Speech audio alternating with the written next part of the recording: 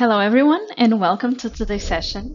My name is Andrea Gomes, and I'm the Global Product Manager for the Clinical Hematopoietic Stem Cell Portfolio at Miltenyi Biotec. I want to start by thanking the audience for joining us for today's webinar, and I'm thrilled to share this webinar with Ana Rubio from Archer Therapeutics. Today, I'm also happy to talk about how to switch the manufacturing of hematopoietic stem cells, or HSCs, from a manual to an automated process.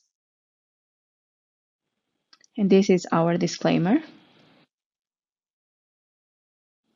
And here we have today's presenters as well.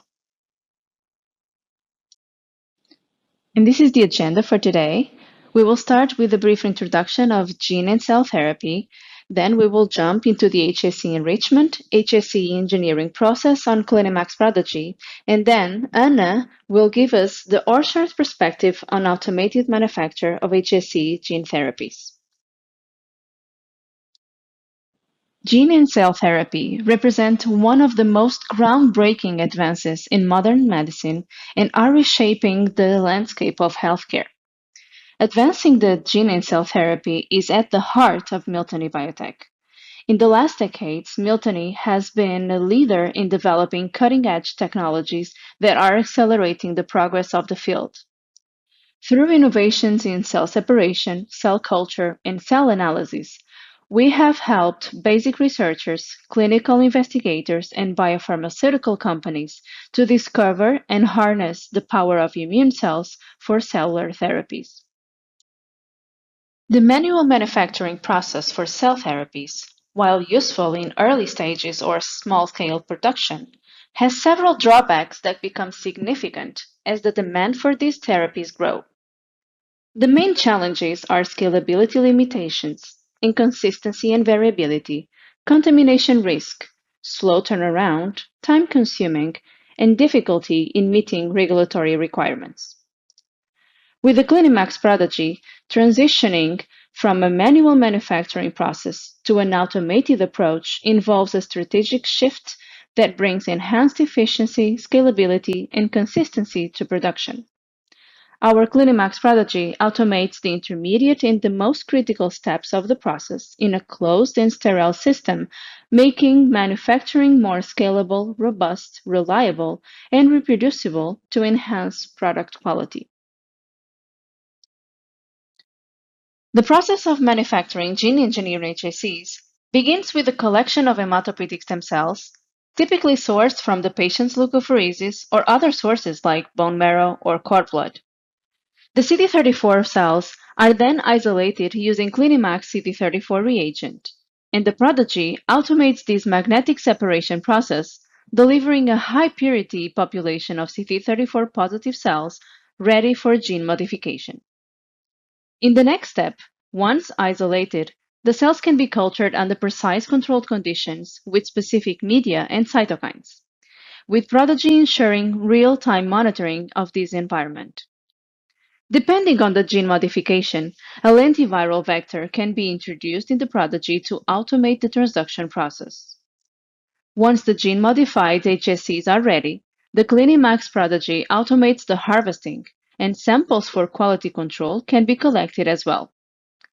According to downstream applications, the gene-engineered HSCs are either cryopreserved for future use or formulated for immediate use, and both are supported by Prodigy. The full workflow can be divided in two different steps, and it requires two different tubing sets. This integration is crucial for making gene-engineered HSCs more reliable, scalable, and compliant with GMP standards. In the first step, relative to the isolation of CD34 positive cells, the starting material is usually mobilized leukapheresis. Depending on the number of white blood cells in the product, the system automatically calculates which version of the process will be used. Could be either normal scale or large scale. For the normal process, one vial of the Clinimax CD34 reagent is sufficient, and for the large scale process, 2 vials are needed. And the starting material volume varies between 50 and 600 ml, and the volume that will be retrieved from the target cell bag is around 80 ml. The isolation of CD34 positive cells for subsequent manipulation takes around 5 hours in total. In the second step, the positive selection of CD34 cells are genetically modified by viral transduction. Several transduction rounds are possible, and the starting volume varies between 40 to 200 ml with a final volume of the target cell bag of 100 ml. Overall, the process takes 2 or 3 days, depending on how many transduction rounds are performed. And why is the automation of HSC transduction in a closed system so important? It mitigates the risk of contamination and minimizes human errors while ensuring product and operator safety.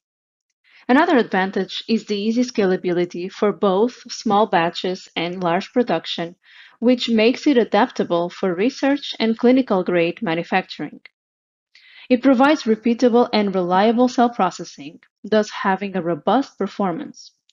And in the end, it's time effective as it reduces hands-on time, reduces labor, and reduces processing time. Throughout the manufacturing process, in-process control, or IPC, measures critical parameters like cell viability or cell concentration. This continuous monitoring not only ensures each step is progressing optimally, but also reduces manual handling. At different time points, samples are taken for rigorous quality control testing. Viability, vector copy number, and transduction efficiency are evaluated to ensure that the cells meet clinical standards. This step is crucial for confirming that the therapeutic gene is correctly integrated and expressed. With the fully integrated workflow, data from the CliniMax Prodigy and the MaxQuant analyzer are flawlessly linked. By combining these two platforms, it ensures that each batch of cells meets rigorous safety standards. The end result is a harmonized, closed-loop process that produces high-quality and more reliable manufacturing gene-modified cells. At the core of this streamlined workflow is the CliniMax Prodigy, an all-in-one platform designed for automating the entire cell manufacturing process, from cell isolation to gene modification, while handling every critical step with consistency and robustness, all in a closed system and sterile environment. And with this in mind, today is my pleasure to introduce our guest speaker, Ana Rubio Gomez, Scientist 2 at Orchard Therapeutics, which has been instrumental in changing the treatment paradigm for the patients with severe genetic diseases. Ana joined the company in 2021, where she focused on the design and implementation of HSC-based gene-modified cell manufacturing processes. Thank you, Andrea, for the introduction, and good afternoon, morning, and evening to everyone who joined the webinar today. I am Ana Rubio, and I'm going to give Orchard's perspective on automated manufacture of HSC gene therapies. Before we begin, I have included some forward-looking statements regarding my presentation here. I would like to start by introducing you to Orchard and what we stand for, and following that, I will focus on process automation, highlighting some results we've obtained from comparing manual versus automated processes. And finally, I will conclude with a summary of key remarks. Orchard was founded in 2015 with the primary mission to end the devastation caused by genetic and other severe diseases through the curative potential of HSC gene therapy.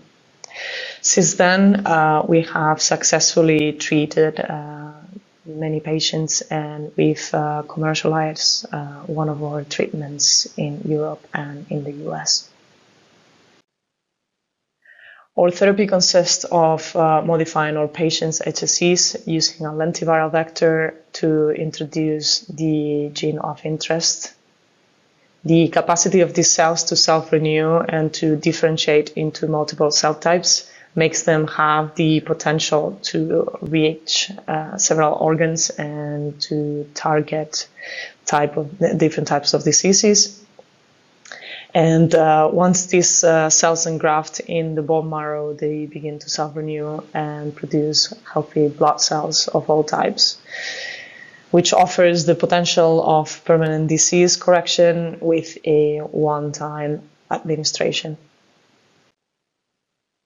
The autologous hematopoietic stem cell manufacturing process consists of several essential steps to prepare and deliver effective therapies.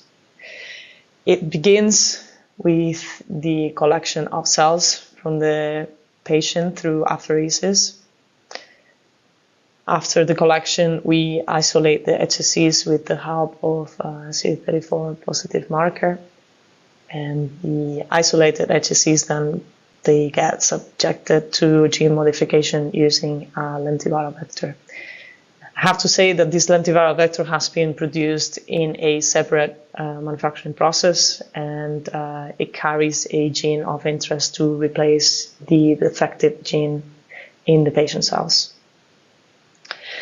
Subsequently, the modified HSCs get cryopreserved, and they go through several quality control tests to ensure the viability and functionality of the modified cells, to evaluate the transgene expression and the sterility. Furthermore, the patient conditioning is performed to prepare the bone marrow for the reinfusion of modified HSCs. And finally, the cell infusion step involves administering the modified HSCs into the patient, enabling the cells to engraft in the bone marrow. After this overview of the manufacturing process, I want you to focus on the drug product manufacture, because my role at Orchard is to design, optimize, and scale up the processes involved in this step.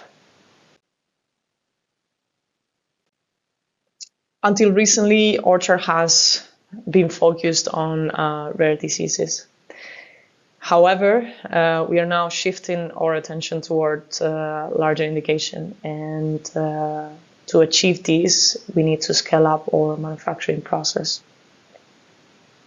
Given the collaborative nature of this presentation, it won't come as a surprise that we have explored the automation of our drug substance process using the Clinimax Prodigy, with a particular emphasis on the HSC engineering process that Andrea introduced just a few minutes ago. As she mentioned, the use of this platform reduces manual intervention and human errors, and it also increases process robustness and efficiency. The following experimental plan was designed to compare a manual process with the previously mentioned automated platform. We used the same starting material that we enriched using the Prodigy LP34 program, and then we performed the manual process alongside the automated Prodigy process, where we transduced the HSCs with a lentiviral vector with a construct from our preclinical programs. We then performed several in-process characterization assays to measure fold change, cell number, and viability, as well as immunophenotype. And we then performed other assays in the drug product, and we looked at vector copy number, the transaction efficiency, and the colony forming units. As I mentioned before, our plan was to split the same starting material across both processes, and therefore we performed several CD34 enrichments using the Miltenyi Clinimax Prodigy. Despite the low frequency of the CD34 cells in the starting material, in the apheresis, the Prodigy enrichment resulted in high CD34 purity. These flow cytometry graphs that you see here are an example of the frequency from one of the donors used in this experiment. And you can see the low frequency of the CD34 cells pre-enrichment and the high purity after the selection in there. That was 98.3%. The Clinical Prodigy showed consistent and reliable CD34 enrichment results, and you can see that on the right-hand side throughout all the rounds that we performed with the LP34 process. This experiment not only involved comparing the manual and the automated processes, but also it focused on optimizing the cultural conditions. As shown in the graph on the left, the fold change significantly improved with the optimized cell culture conditions. And you can see also that the Prodigy supports good cell growth. And if we look at the graph on the right, the Prodigy is represented in black and the manual control in pink. And if we look at the viability, we observe that it was high and comparable between both processes. I want to also add that we performed 7 runs of this experiment and that the bar graph shows the mean and the standard deviation. When we looked at the percentage of transduced cells, the results showed that the Prodigy process had a higher transaction efficiency compared to the manual process, and we observed that the same trend when we looked at the vector copy number.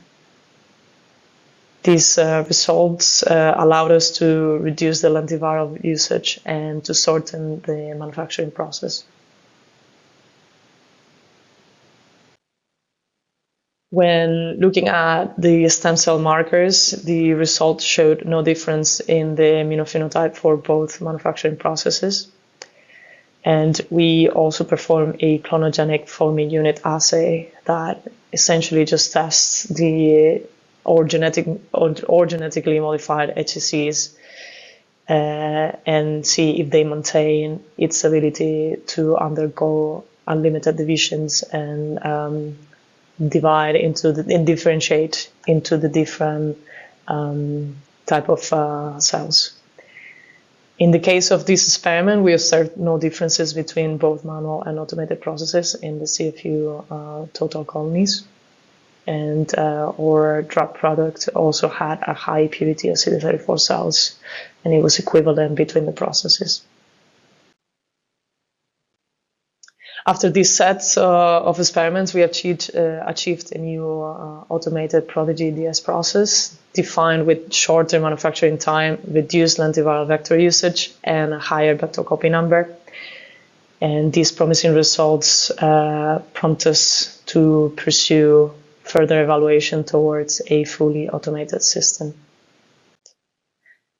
Thank you all for taking the time to join this webinar. I'd also like to extend my gratitude to the technical development team at Orchard for their hard work and support. And you can see them there in a picture. And before I hand it over, please do not hesitate or reach out to me after work if we don't have the time to answer your question. Thank you once again, and I hope you found this webinar valuable.